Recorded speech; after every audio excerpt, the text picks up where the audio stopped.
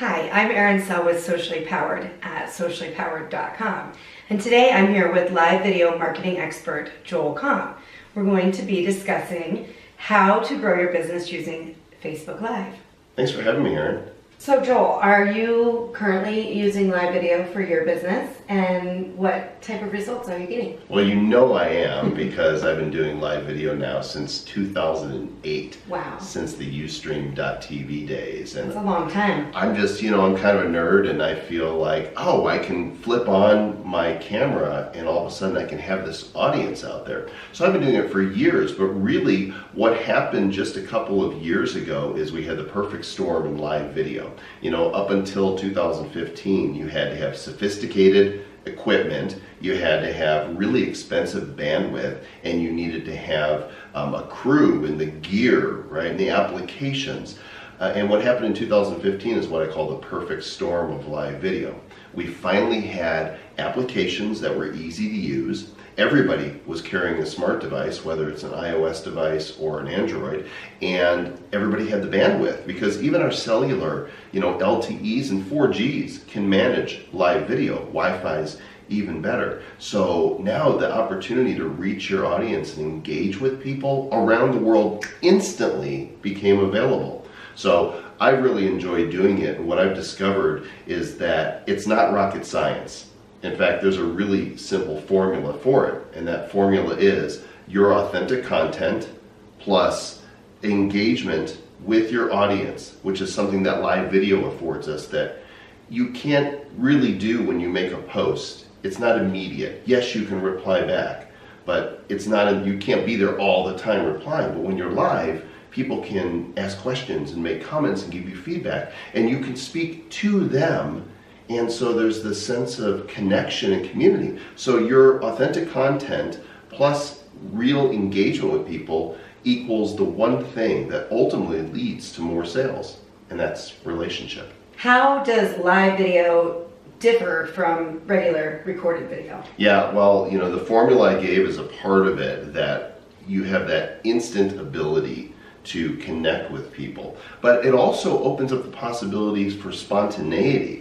Sometimes I plan my live videos, and then there's other times that I'll be somewhere. I'll be in the midst of an experience, and I'll grab my phone and go, I want to go live right now. It just happened at my home yesterday. I got a delivery, and it was sitting on my front porch, and I thought, oh, I want to show the world what I got, and then I want to unbox it. I couldn't have planned that ahead of time. So it allows you to instantly connect with people from wherever you are. It doesn't have to be this polished presentation. In fact, when we look at what really changed the face of live video, it was, what I'm going to say, because you've heard me talk about this before, Candace Payne, who people might not know by name, but they know her as Chewbacca Mom. And she was in Kohl's department store and came into her SUV, sat down in the front seat, and opened up this Chewbacca mask. And then she put it on her face, and hilarity ensued, because every time she would open her mouth, the Chewbacca mask would make the recorded noise. And of course, then she started laughing because she thought it was so hysterical. And every time she opened her mouth, the growl and the laugh would come out, and millions of people laughed with her. And it demonstrated for us that in that moment, you can go live without having a polished set. She was in the front seat of her SUV. You don't need to get your hair and makeup on point. In fact, she even commented about how she wasn't really prepared, but she didn't care because she was so excited about this, and that there was no script. She just started telling a story. That 4-minute video demonstrated that the way we've done video in the past doesn't have to be polished, it doesn't have to be scripted, it can be spontaneous. So Joel, you did already mention that there's really no need for the polished set. Mm-hmm. But do people need to consider maybe to build their own studio or have sort of a backdrop? Well, it kind of depends upon what your goals are. If anybody's watched my live videos, I go live several times a week, and most often I'm in my home office, and behind me you'll see emojis and you'll see my desk back there. It's a very natural location for me because this is where I sit and work. Other times you'll see me broadcasting out in the field because that's where I am. I think, again, people really connect with you in whatever your habitat is. So if you're in your office, whether it's home or outside in an office building, or you're out in the field, whatever it is, the more authentic it is, the more people will feel that authenticity and feel a point of connection. Brands that produce live video that feel unattainable for their audience, there's this disconnect. But people want to feel like they're part of the experience, and so let them see, this is who I am, this is where I work, or this is what I'm doing, and hey, guess what? I'm in blue jeans. It's Casual Friday. Every day's Casual Friday, right? That authenticity, again, really spurs relationship. So Joel, tell us, how often should people think about going live? How long should their live videos be, ideally? That's a great question, because I've seen some people go live for just a few minutes. But here's the thing with Facebook Live especially.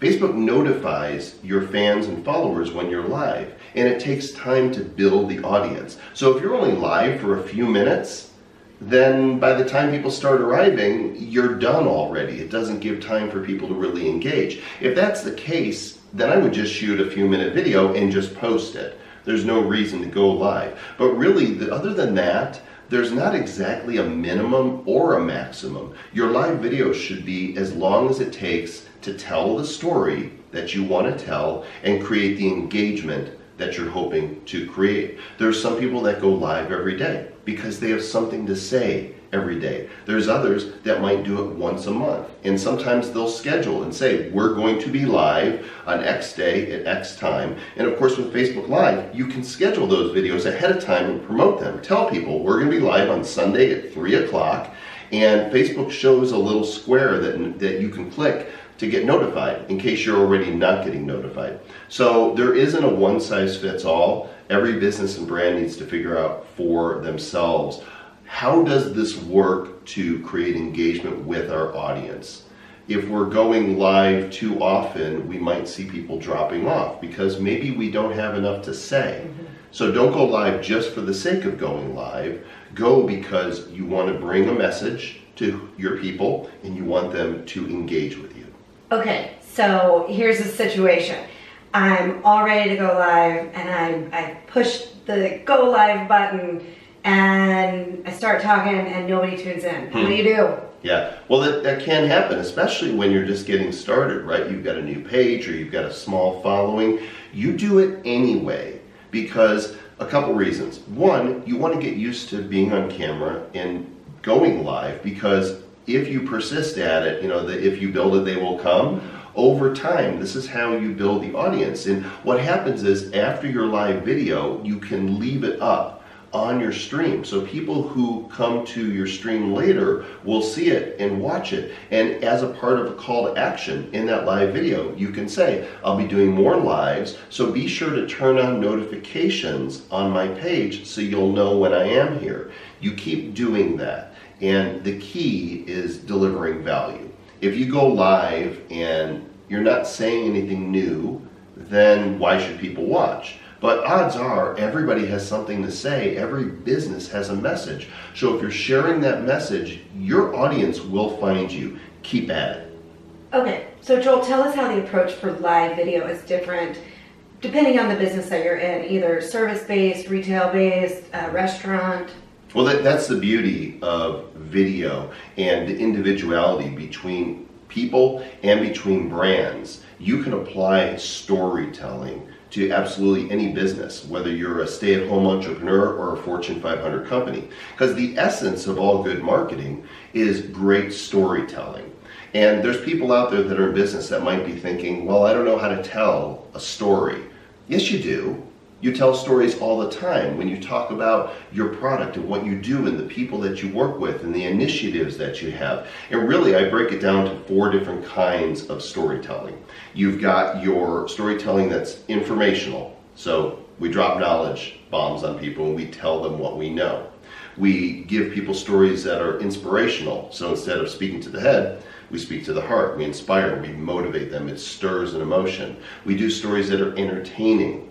right? And that doesn't mean that you have to be a talented vocalist or a piano player or dancer or illusionist or comedian. It just means that you have to engage with people. Maybe they laugh, maybe they cry. You see how all these work together, because when we are entertaining, we can also touch emotion. And so now we're into the inspirational part. And if all else fails, there's experiential video. And this is as easy as showing people where you are, what you're doing, and who you're with. And that's it. And it's amazing how people will connect with those experiences. So getting back to the point of the question, how do different types of businesses and brands use it? You can bring people behind the scenes. Show them how the donuts are made. Literally show them how the donuts are made. But whatever it is that you create, whether it's a product or service, you can give information, you can inspire, you can entertain, bring people into the experience. You can introduce them to the team. If you've got a CEO at the company, or if you're the CEO, meet the CEO. If you have a receptionist at the company that loves working for you, introduce that person. Show them the neighborhood that you're located in.